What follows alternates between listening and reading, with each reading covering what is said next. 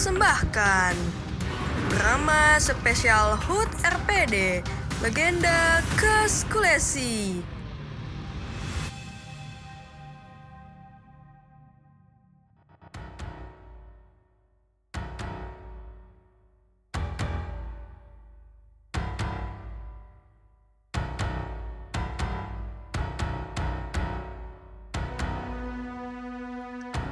Pada zaman dahulu, hiduplah seorang raja yang tegas dan cinta kepada rakyatnya. Kerajaan yang dibangun oleh kakek buyutnya dikembangkan wilayahnya sampai ke tempat strategis yang bisa dibayangkan pada masa itu. Kerajaan Mundus, begitu rakyat menyebutnya, memiliki wilayah dari ujung Selat Soparu hingga perbatasan Kerajaan Monya. Lebih kurang 700.000 km persegi luas wilayahnya. Pun bisa dibayangkan betapa makmur rakyatnya di bawah pemerintahan raja-rajanya yang tidak hanya cinta kepada rakyatnya, namun juga cerdas dalam menata kerajaan. Ialah Raja Midas yang memimpin pada tahun 1800 Masehi itu. Walaupun usianya mencapai 45 tahun, pernikahan 10 tahunnya dengan permaisuri belum juga dikaruniai buah hati.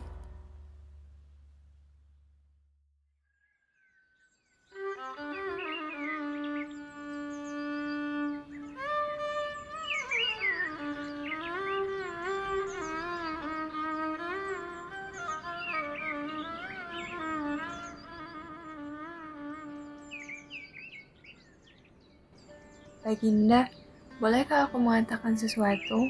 Tentu saja permaisuriku, apa yang ingin kau sampaikan? Tidakkah kau resah? Sudah 10 tahun kita menikah, tapi belum juga dikaruniai keturunan. Aku sangat bersyukur bisa membersamaimu dalam 10 tahun terakhir. Namun, aku juga merasa cemas. Kau tahu, aku pun merasakan keresahan yang sama. Jika boleh aku berkata jujur, aku sudah memikirkan ini sedari 2 tahun lalu. Aku sudah menemui tabib. Ia berkata tidak ada masalah apapun dengan kesehatanku yang menyebabkan lamanya kita memiliki keturunan. Aku juga sudah meminum ramuan dari tabib tersebut. Ini cukup membuatku dilema. Karena aku pun sudah memeriksakan diri kepada tabib. Dan tidak ada masalah. Aku mendengar dari wazir. Belakangan ada seseorang peramal sakti yang terkenal akan kebolehannya. Ia tinggal di kaki Gunung Regis. Konon katanya, tidak ada satupun ramalannya yang meleset selama 5 tahun terakhir. Apakah kita bisa membawanya ke istana? Aku juga sempat mendengar berita itu dari pelayan, dan kupikir ia hanya membual saja. Ternyata berita itu sungguhan. Tidak. Aku dan pengawal yang akan ke sana menemuinya. Terlalu beresiko jika secara terbuka mengundangnya. Mata-mata kerajaan yang membenci kita akan dengan mudah menemukan akar permasalahan kita. Baiklah, kapan kau akan menemuinya? Aku akan memulai perjalanannya lusa. Perjalanan menuju pegunungan itu 4 hari 3 malam. Jika digabungkan dengan waktu aku kembali ke istana dan resiko perjalanan yang aku tanggung, paling tidak, dalam waktu 10 hari tidak boleh ada utusan dari kerajaan manapun yang menemuiku. Bisakah kau membuat alasan untukku? Tentu saja, Baginda. Serahkan padaku.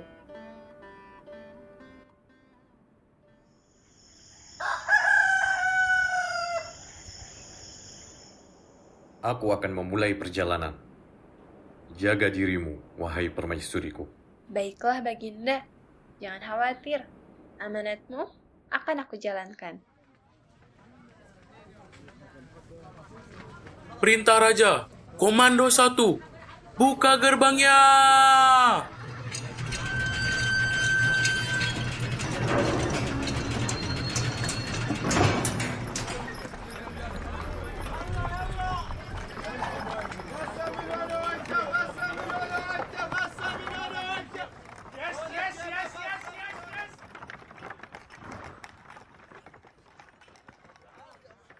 Sesampainya di sana, Raja beristirahat beberapa saat sambil menikmati udara sejuk daerah pegunungan itu.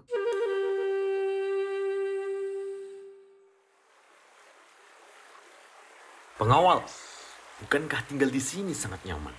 Udaranya sejuk. Orang-orang yang tinggal di sini pun menyenangkan.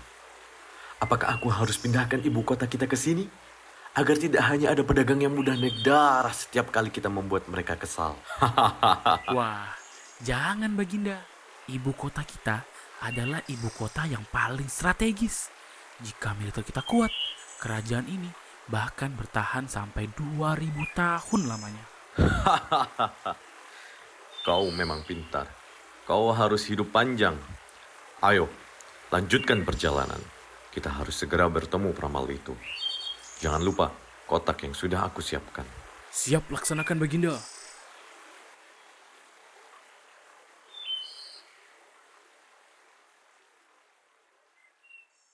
Sesampainya di rumah peramal,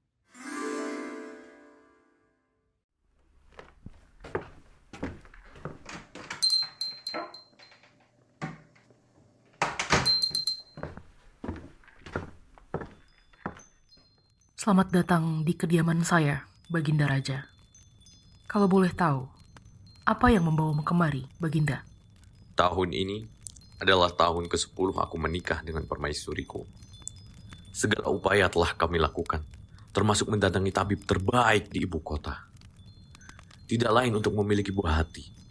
Namun, kabar baik itu tidak kunjung datang. Sebenarnya, apa salahku? Aku telah menjadi raja yang bijaksana sejak aku diberi tahta. Aku menolong rakyatku yang kesusahan dan tidak membiarkan kerajaanku dirugikan oleh kerajaan lain. Bolehkah saya melihat dan membaca telapak tangan Baginda? Tentu saja, silahkan. Bisakah Baginda menjelaskan secara singkat bagaimana kehidupan keluarga dan masa remaja Baginda? Ayah dan ibuku adalah dua orang yang menyenangkan. Dia tidak pernah membatasiku dalam hal apapun. Bagi mereka, rasa cinta dan rasa benci adalah dua hal yang tidak bisa dipaksakan. Ayahku pernah berkata, selama kau melakukannya dengan benar, maka kau bisa berlaku adil. Aku selalu ingat hal itu. Termasuk ketika seseorang mengkhianati ayahku, pedangku menusuk orang yang tepat. Masa remaja, aku hanya ingat aku memanah dan berkuda. Termasuk mengikuti ayahku membahas strategi perang bersama kakek Raja Monia. Sisanya membosankan, sampai aku bertemu dengan permaisuri. Begitu rupanya. Sepertinya saya tahu apa yang menjadi persoalan Baginda. Baginda Raja, di dunia ini memang ada beberapa hal yang sempurna. Namun, kebahagiaan manusia diciptakan untuk tidak sempurna. Kabar baik akan segera menghampiri Baginda Raja. Akan tetapi, kabar baik itu juga yang akan menjadi kesedihan terbesar bagi Baginda Raja. Saya harus mengatakan ini. Kemalangan akan menghampiri Baginda Raja. Apa kabar baiknya? Dan apa yang akan terkorbankan? Akan lahir seorang putri yang cantik dan akan mewarisi kecerdasan Baginda Raja.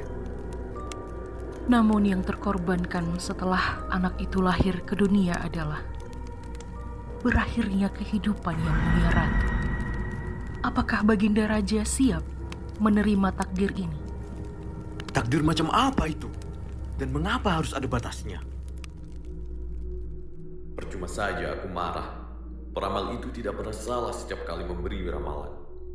Apakah mengetahui hal ini merupakan hal yang baik? Tuhan, apa yang harus aku lakukan? Yang mulia, bersabarlah. Sebagaimana kesulitan, kebahagiaan pun memiliki wadahnya sendiri-sendiri. Aku tidak tahu bagaimana kematian Yang Mulia Ratu. Namun, aku tahu kapan itu akan terjadi. Kapankah itu? Kehidupan ratu akan berakhir saat putri Baginda berusia belia. Masa awal ketika sang putri menginjak remaja akan menjadi saat-saat paling menyedihkan baginya. Rasa sepi dan sedih itu akan bersemayam selama beberapa waktu dalam hatinya. Jika begitu, maka apakah aku bisa mencegahnya? Baginda Raja, belum pernah ada yang selamat dari garis takdir yang telah ditentukan. Saya pikir yang bisa Baginda lakukan hanyalah bagaimana cara kematiannya. Mungkin Baginda bisa melakukan beberapa cara agar tidak berakhir tragis, sehingga tidak menimbulkan dampak trauma yang berat terhadap putri Baginda. Baiklah, kalau begitu. Apa yang aku ingin dengar darimu sudah cukup. Aku akan kembali ke istana. Terima kasih atas ramalanmu. Terimalah hadiah dariku. Pengawal, bawakan kotak itu. Apakah jika mencegah lahirnya anak itu akan membuat permaisuriku tetap hidup? Biar saja seumur hidupku tidak memiliki keturunan. Aku bisa memberikan tahtaku kepada wazir jika aku mati. Atau mengizinkan permaisuriku menikah lagi. Aku takut menghadapi kematiannya, bahkan lebih takut dibanding menghadapi kematianku sendiri. Atau memang tidak bisa dicegah sama sekali. Jika begitu, waktu yang kupunya hanya 8 tahun untuk menikmati kebahagiaan itu. Tuhan, adilkah ini?